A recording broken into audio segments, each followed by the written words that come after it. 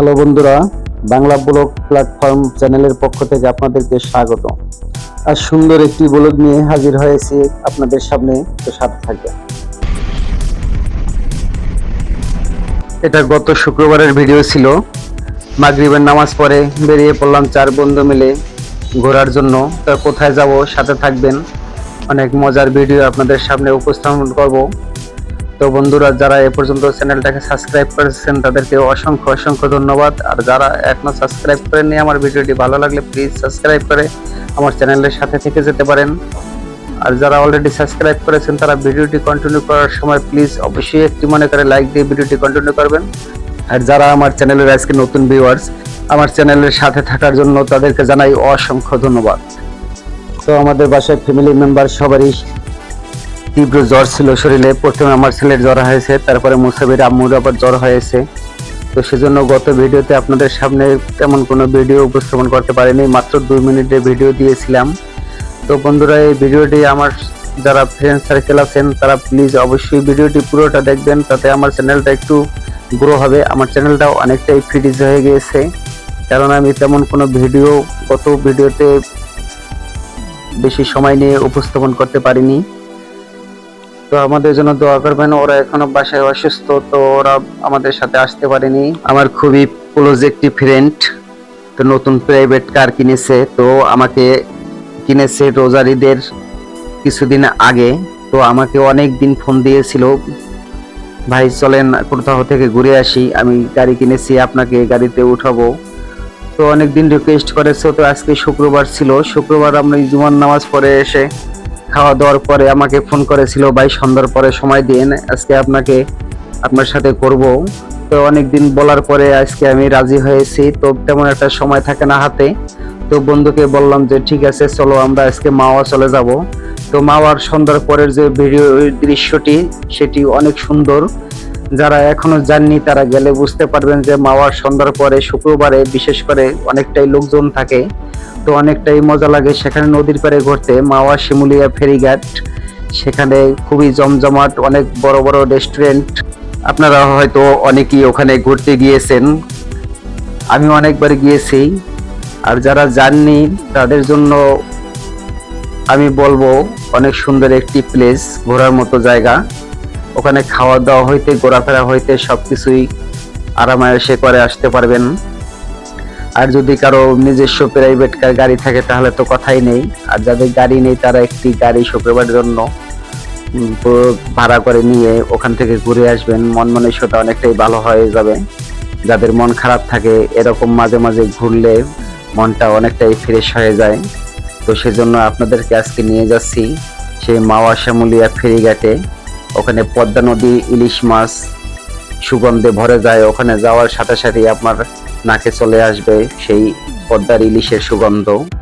সারি সারি রেস্টুরেন্ট দুই সাইডে গড়ে উঠেছে, খুবই মনোরম পরিবেশ। তো সেখানে আজকে আপনাদেরকে নিয়ে যাচ্ছি, তো সাথে থেকে ধৈর্য সহকারে ভিডিওটি দেখবেন। তো আরেকটি বিশেষ কথা আপনাদের সাথে না বললেই নয়, আমরা চলে যাচ্ছি সন্ধ্যার পরে সেই মাওয়া ফেরিঘাটে। এটা আমরা রওনা দিয়েছি কেরানীগঞ্জ কদমতলী থেকে ডাইরেক্ট মাওয়ার উদ্দেশ্যে। তো এই মাওয়া রোডটা অনেকটাই সুন্দর, বাংলাদেশের জন্য এমন একটা রাস্তা খুবই কম মিলে এত সুন্দর করেছে যা বলার বাহিরে। খুবই প্রশস্ত এবং অনেক অনেক সুন্দর একটি জায়গা। যারা আমাদের এই অঞ্চলের আছেন তারা তো এই রাস্তাটা সম্পর্কে জানেন, আর যারা দূরের তারা তো এই রাস্তাটা হয়তো অনেক সময় এখানে দেখা গেছে আপনারা আসেনও নাই। যদি আসেন একবার তাহলে মন ভরে যাবে, আপনাদের রাস্তাটা দেখলে মনেই হবে না এটা বাংলাদেশের রাস্তা। খুবই সুন্দর করেছে এই রাস্তাটা। তো বন্ধুরা, আজকে এই রাস্তার একটি ভয়ানক ঘটনা আপনাদের সাথে শেয়ার করব, তো ভিডিওটি দেখে নেবেন। এই রাস্তায় অনেকবার ডাকাতি হয়েছে, তো বিশেষ করে গভীর রাতে এই রাস্তাতে ডাকাতি হয়। তো আপনাদের উদ্দেশ্য করে বলছি বন্ধুরা, যদি আপনারা কোনো ফ্যামিলি নিয়ে এই রাস্তায় বেড়াতে আসেন বা মাওয়ার উদ্দেশ্যে যান তাহলে অবশ্যই দিনের বেলা গেলে সবচেয়ে ভালো হবে। আর যদিও যান তাহলে রাত 10টার বেশি করবেন না বা রাত 11টা-12টার বেশি করবেন না, কারণ গভীর রাতে এই রাস্তায় অনেকবারই ডাকাতি হয়েছে।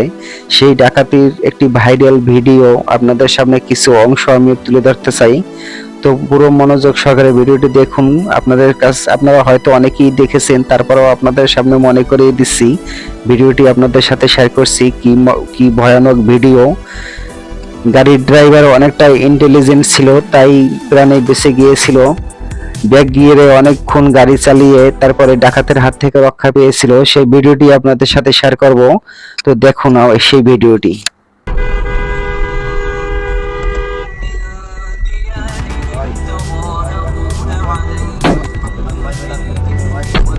এটি বেশ কয়েক মাস আগের ভিডিও। এইভাবেই তেড়ে আসছিল গাড়িটির সামনে একটি ডাকাত দল। তো গাড়ির ড্রাইভার বুঝতে পেরে সামনে দেখতেই হঠাৎ করে গাড়িটি ব্যাক গিয়ারে দিয়ে পিছন দিকে গাড়ি যেতে থাকে, আর সামনে দিয়ে ডাকাতরা ধাওয়া করতে থাকে। তো শেষ পর্যন্ত আল্লাহ তাদেরকে রক্ষা করেছে, তাদেরকে ধরতে পারেনি ডাকাতরা। তো বাকি ভিডিওটি দেখুন।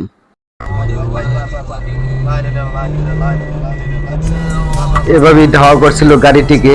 ড্রাইভারের বুদ্ধির কারণে সবাই রক্ষা পেয়েছে। তাই বন্ধুরা, যারা এই মাওয়াতে ঘোরাঘুরির জন্য ফ্যামিলি নিয়ে যাবেন, তারা প্লিজ অবশ্যই গভীর রাত করবেন না, কারণ যে কোনো মুহূর্তে বিপদ হতে পারে। যদিও এখানে তেমন কোনো পুলিশ নেই, যে পুলিশ থাকলেও অনেকটা দূরে থাকে, বিপদের সময় কাউকেই পাওয়া যায় না। তো ড্রাইভারের বুদ্ধির কারণে গাড়িটি পিছন দিকে ব্যাক গিয়ারে গিয়ে ডাকাতের হাত থেকে রক্ষা পেয়েছিল, না হয় জানমাল সবই হয়তো দিতে হতো। আল্লাহ ওদেরকে রক্ষা করেছে, রহমত করেছে। তো বন্ধুরা, আমরা মাওয়া গিয়ে কি কি মজা করলাম এবং কি কি খেয়েছি, তো সবই আপনাদের সাথে শেয়ার করব, এবং দৃশ্যটা রাতের কেমন ছিল সেটাও আপনাদের সাথে শেয়ার করব। আর ওখান থেকে আমরা কি কি কিনে নিয়েছি সেটাও শেয়ার করব। তো আমরা ভিডিও আর বড় করব না, তো চলে যাই আমরা ওখানে কি কি আনন্দ করেছি সেটি আপনাদের সাথে শেয়ার করছি। তো প্লিজ বন্ধুরা, আমার এই ভিডিওটি অবশ্যই একটি লাইক দিয়ে পুরো ভিডিওটি দেখবেন। তো এই বন্ধুটি গাড়িটি কিনেছে এবং নিজেই ড্রাইভ করে। আসসালামু আলাইকুম বড় ভাই। ভাই উঠতে পারি গাড়িতে? আচ্ছা ঠিক আছে, সমস্যা না। আমাকে জাহিদ ভাই, তারপরে আছে আমার শ্রদ্ধেয় বড় ভাই সাদেক ভাই, আর আমার এই যে চিরকালের বন্ধু ছোটবেলার ল্যাংডাকালের বন্ধু মোহাম্মদ খুরশেদ আলম। 50, 60, 70, 80। এখন আমরা আছি কুচ্চামারা ব্রিজের টোল ঘরে। তো টোল পরিশোধ করে দিলাম 85 টাকা।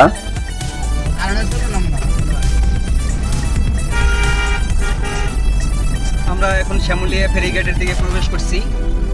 তো আমরা ওখানে কিছুটা সময় দেবো, তো আপনাদের সাথে শেয়ার করব পুরো আজকে রাতের সময়টা। আজকে ছিল শুক্রবার।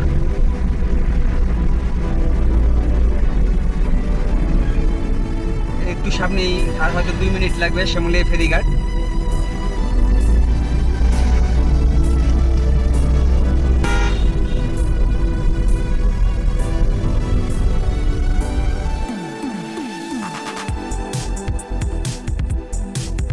তো বন্ধুরা, আমরা অলরেডি চলে আসছি পদ্মার পারে শ্যামলিয়া ফেরিঘাট। তো এখন আমরা গাড়িটি প্লেস করব। গাড়িটি প্লেস করার পরে আপনাদের সব কিছুই ঘুরিয়ে ঘুরিয়ে দেখাবো। সাথে থাকবেন, ধৈর্য সহকারে ভিডিওটি দেখবেন। এবং প্লিজ আগেই বলেছি বন্ধুরা, আমার এই ভিডিওটি আপনাদেরকে একটু পুরো ভিডিওটা দেখার জন্য, কারণ আমার চ্যানেলটা দুদিনে অনেকটাই ডাউন হয়ে আছে। তো আমার প্রিয় বন্ধুরা আমাকে অনেকটাই হেল্প করছেন এ পর্যন্ত, এবং আমার ভিডিওটি সবাই ভালো করেই সুন্দর করে দেখেন। তো আমি জানি আমি ভালোই ওয়াচ টাইম পাচ্ছিলাম, তো এই 2 দিনে অনেকটাই ডাউন হয়ে আছে। তো সেজন্যই আপনাদের কাছে রিকোয়েস্ট করছি পুরো ভিডিওটির সাথে থেকে আমার ভিডিওটি কন্টিনিউ করার জন্য। গাড়িটি প্লেস করা শেষ। তো গাড়িটি প্লেস করে পার্কিং করে আমরা নদীর পাড়ে হেঁটে হেঁটে চলে যাচ্ছি। এখানে একটি দোলনা দুলছে। তো বাচ্চারা, আপনাদের সাথে আসলে বাচ্চাদের জন্য সুন্দর একটি মুহূর্ত কাটাতে পারবেন। আমরা এখন চলে আসছি একদম পদ্মার পাড়ে। তো পদ্মার পাড়টা কেমন লাগছে রাতের বেলা সেটি আপনাদের সামনে তুলে ধরলাম। তো ওই যে বাতির মতো লম্বা অনেক দূরে সারি সারি দেখছেন, ওটা পদ্মা সেতু। তো পদ্মা সেতুই রাতের বেলায় এরকম বাতিগুলো দেখাচ্ছে। তো ক্যামেরায় অনেক দূরে, তো ক্যামেরায় জুম করে আনলে আরো বড় দেখা যাবে যদিও।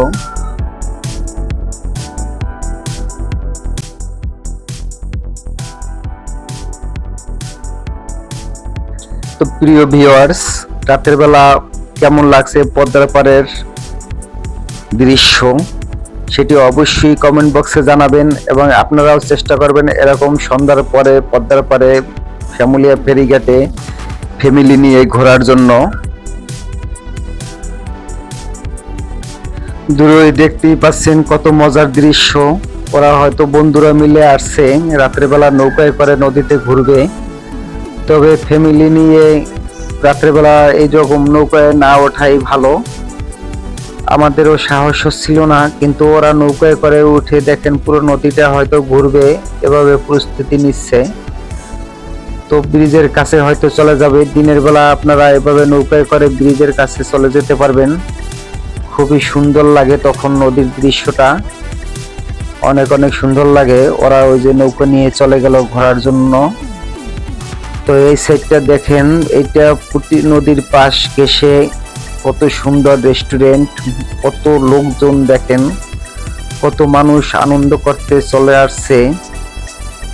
তো সবাই যারা আসেননি তারা একবার এখানে আসবেন, আমার অনুরোধ। এটাই একটি দেখার মতো প্লেস, খুবই সুন্দর লাগে। ঠিক কক্সবাজারের যে আপনি আনন্দটা পাবেন সেটা এখানে হয়তো পেয়ে যাবেন। এখানে অনেক সুন্দর সুন্দর শোপিস আছে, আপনি ঘরের জন্য সৌন্দর্যের জন্য কিনে নিতে পারবেন।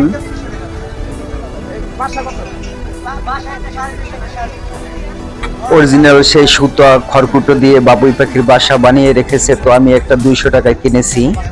এই বাসা কি এক একটা এক দাম? না মানে বড় কি এইটা বড়?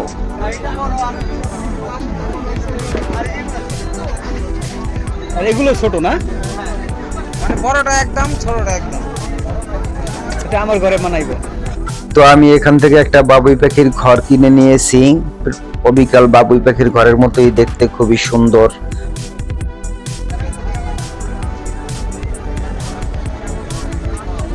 অনেক কিছুই আছে।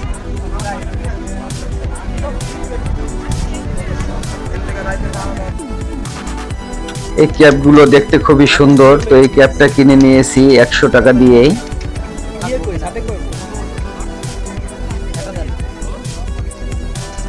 ওর 2-3 বছর 6 বছর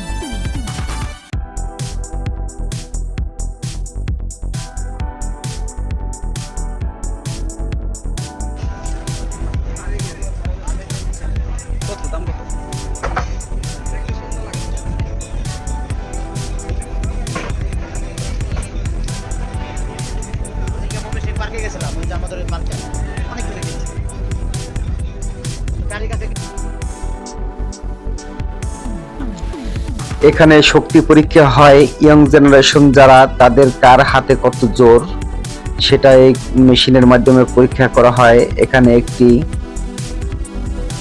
বড় ঝুলানো আছে, এই যে দেখছেন একজনে বক্সিং করেছে।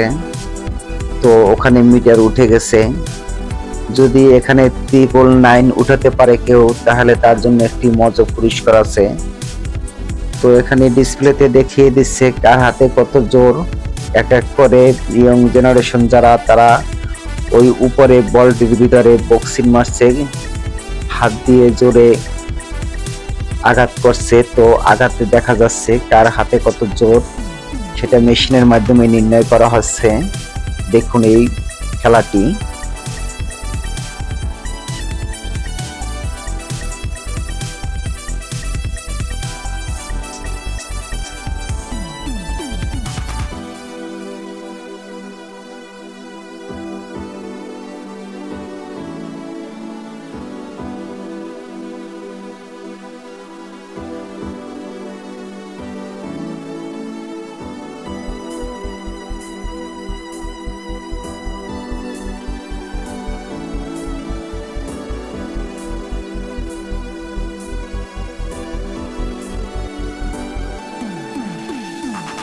অনেক সাজানো গোছানো রেস্টুরেন্টগুলো কত সুন্দর সাজিয়ে রেখেছে, অনেক মনোমুগ্ধকর পরিবেশ। তো আমরা এখানে বসবো না, আমরা ভারী কিছু খাবো না, আমরা নদীর পাড়ে বসবো।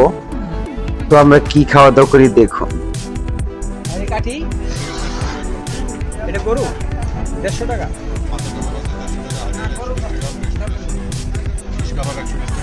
এটা কি মাছের? এটা কি মাছ? কোরাল না এটা? মানে আস্তা পিস নাই কুসে ভাইজে দাও জানা আমার সাথে।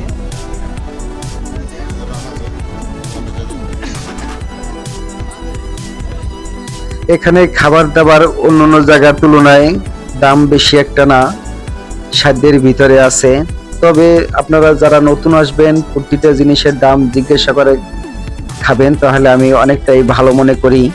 কারণ বলা যায় না কখন কি দাম চেয়ে বসে, জিজ্ঞাসা করে খাওয়াই ভালো এই সমস্ত জায়গায়। তো আমরা মুরগির শিক কাবাব অর্ডার করেছি। এটি পার পিস শিক 50 টাকা করে। তো 4 জনের জন্য 4টি শিক অর্ডার করেছি। আর গরুর গোশ 150 টাকা করে পার পিস শিক। নদীর পাড়ে এটা বসে এত মনোমুগ্ধকর পরিবেশে এই গরম লুচি এবং শিক কাবাব অনেক মজাদার খাবার। তো রাতের জন্য এটাই সবচেয়ে বেস্ট। তো আমরা বলে দিয়েছি এটাকে সুন্দর করে আমাদেরকে পুড়িয়ে দেওয়ার জন্য। এই যে ঠিক পদ্মার পাড় দিয়ে আমরা ওই সাইডটা দেখছি অন্ধকার, ওটা নদী। রাত্রবেলা নদীটা ভালো দেখা যাচ্ছে না। তো 4 বন্ধু মিলে এখানে বসেছি, গরম গরম লুচি ভেজে দিবে কাবাব দিয়ে খাওয়ার জন্য। তো আমরা এখন খাবার খেয়ে নেব। এই যে 4 বন্ধু, আমরা একে অপরের খুবই ঘনিষ্ঠ এবং অনেক বিশ্বস্ত বন্ধু। মানুষের জীবনে অনেক বন্ধুই তো আসে যায়, কিন্তু ঘনিষ্ঠ বন্ধু কয়জন হতে পারে? আমরা অনেকে একে অপরের পুরনো বন্ধু এবং একে অপরের খুবই বিশ্বস্ত। একে অপরের বিপদ হলে যতই রাত হোক ফোন দেওয়ার সাথে সাথে সে চলে আসবে এবং একে অপরের বিপদের সময় হাত বাড়িয়ে দেয়। এরকম আমরা এই 4 জন বন্ধু। তো একসাথেই এখনো আল্লাহর রহমতে মিশে আছি। তো আমাদের খাওয়া দাওয়া কমপ্লিট হয়ে গেছে। তো আমরা আসছি দেখি কিছু শোপিস বাসার জন্য নেওয়া যায় কিনা। তো এই ডলফিনটির দাম জিজ্ঞাসা করেছিলাম, কাঠের তৈরি, এটি 250 টাকা চেয়েছিল। এটা আমার খুবই পছন্দ হয়েছে। তো আমি যদিও কিনিনি, আমি একটি বাবুই পাখির বাসা কিনেছি। তো এটা পরবর্তীতে আবার আসলে নেব। তো আপনাদেরকে দেখিয়ে দিলাম কত সুন্দর সুন্দর জিনিস এখানে পাওয়া যায়। আমি এখান থেকে এখন আচার কিনে নেব। এখানে সুন্দর সুন্দর আচার, প্রায় 20 থেকে 25 আইটেমের আচার এখানে পাওয়া যায়। তো আচারগুলো খুবই ভালো। এখানে এটি গ্রামের নিজের হাতের তৈরি আচার ওনাদের। তো খুবই সুস্বাদু আচারগুলো আমি খেয়ে টেস্ট করে দেখেছি। তো আমি আধা কেজি 2টা পদের আচার, একটা 5 মিশালি আচার আর একটা বড়ের আচার, এই 2টা আচার আধা কেজি নিয়েছি।